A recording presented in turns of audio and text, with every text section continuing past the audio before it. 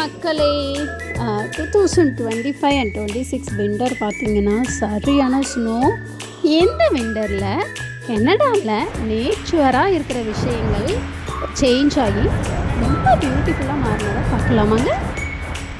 Number 1 பார்த்தீங்கன்னா Canada and அமெரிக்காவுக்கு நடுவில் பார்டராக இருக்கிற நயகரா ஃபால்ஸ் தாங்க.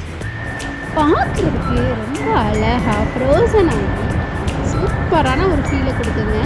கிட்டத்தட்ட 30% ஃப்ரோஸ் ஆகிடுச்சான். சம்மரில் இதோட வியூ எப்படி இருக்கும்னு தெரிஞ்சுக்கோங்க. அப்போ தாங்க ரியலாக இருக்கிற சேஞ்சஸை உங்களால் ஃபீல் பண்ண முடியும்.